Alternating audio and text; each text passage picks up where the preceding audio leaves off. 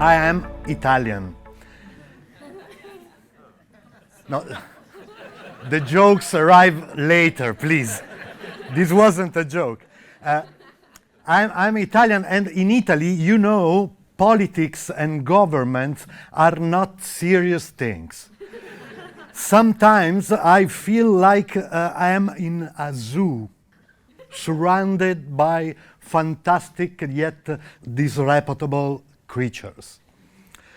We got the controversial crass coyote, the greedy racist gorilla, the monkey with a grudge, the passive-aggressive sloth, Pinocchio, one smelling tulip, a broken cuckoo clock, the giant slug, 120 kilos of sluggishness and slime.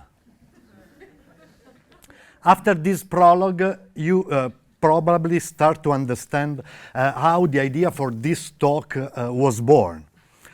What if, in a strange twist of fate, youth workers were put in charge of running a country? So let's start. The country was on the verge of decline. Dark clouds looming, malcontent spreading, taxes growing, welfare deteriorated, smartphone batteries life getting shorter and shorter. That's when a fearless team of youth workers stand up for their country and decide to plan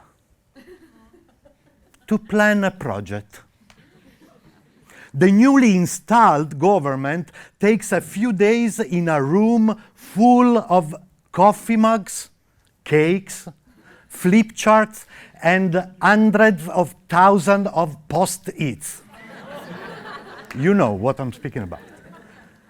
Every morning, one of them suggests an energizer, and then they dive into a big brainstorm.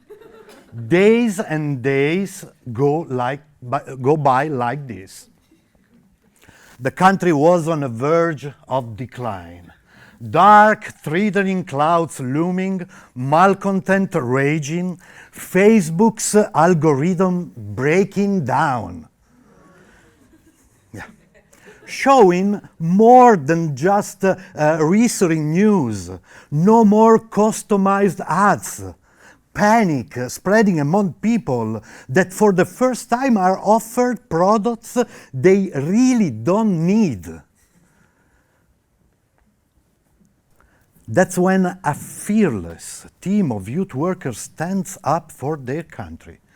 They wear pashminas, they hardly bath, probably in order to save water, and they boycott Nestlé. The brainstorming session highlights some keywords, and the youth workers decide to do some field work and organize word cafes on Mondays, open space technology on Wednesday, and lotus blossom on Friday, all over the country. The keyword was awareness and dialogue. On Saturday, they meet up in the post-it room and they share the results. They re-elaborate and they plan again. Word gets around that they are doing action research. This term goes up on Google Trends. It becomes the most searched keyword on the web. Still no one has a clue about what it means, but that's. The country was on the verge of decline. Dark, gray, threatening clouds looming. People are unhappy and angry. Instagram had stopped showing other profiles and kept showing only one's own picture. The reaction at first wasn't too bad. Yes, user seems quite satisfied. Tinder had started doing things that we won't even mention in these circumstances. That's when a fearless team of youth workers stand up for their country, highly motivated, all armed with a plastic-free reusable water bottle, beautiful Birkenstock in their feet, or at least they used to be beautiful in 1998 when they purchased them. But at the end of the month, dedicated to dialogue techniques, they come up with some slogans. Suspend judgment, generate dialogue, people are disoriented. Those who thought the government would have provided ready-to-use receipts were disappointed. They did not expect to be asked for their ideas. No one ever in the memory of man had fostered dialogue and confrontations. And that was confusing. The country was beyond the verge of decline. Dark, black, threatening clouds looming, furious people, after they were told that the enemy was the poor, that the enemy was the migrant or the gypsy or the country next door, after they were told that the enemy was meat eater, car driver, cyclist, scooter riders, women, homosexuals, transgenders, greengrocer, Manchester United fans, golf players, blonde people, bald people, tall people, people who are good at dancing, pizza lovers, next door neighbor, there were no more enemies left. So everyone started suspecting that the new enemy was the person reflected in the bathroom mirror or on the Instagram profile. That's when a fearless team of youth workers stands up for their country. They had agreed to be united. None of them would have ever thought of contradicting the group in public. They had been working on consent in the post-it room. They spent hours and hours in meetings in order to take shared decisions. They use lateral thinking to come up with new ideas. All prejudice was banned with great efforts from the post-it room. They even agreed to include the minorities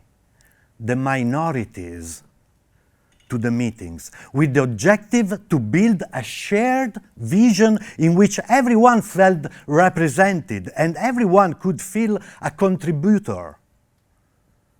The country was doomed. All black, traffic lights off, helpless people wandering like in a Walking Dead episode. That's when the team of youth workers, who had once timidly showed up to run the country, starts disclosing the results of the work of the previous months. And surprisingly, things start turning around. A bit of commotion, a lot of luck, but after all, this is a fairy tale. So we can't interrogate ourselves any further, because when you think about it, if you ask yourself, how does Little Red Riding Hood survive inside the wolf's belly, the story would be ruined. So let's stop with thinking about it. By the way, working without prejudice, suspending judgment, without easy solution provided to the people from above, focusing on the creation of safe spaces where people feel at ease and confront each other, started showing results. It wasn't a short process. And with a lot of effort, they discovered that creating generative relations, planning flexible actions, really being with the people, is a fruitful project. It's the way to trigger real change. The youth workers brought something new to the table. They were really present as person, as people. They were there together and they caught hold of everybody else. Because you go faster by yourself, but you go further with the others. Thank you.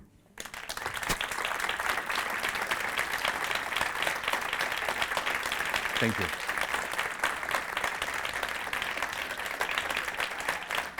Thank you very much.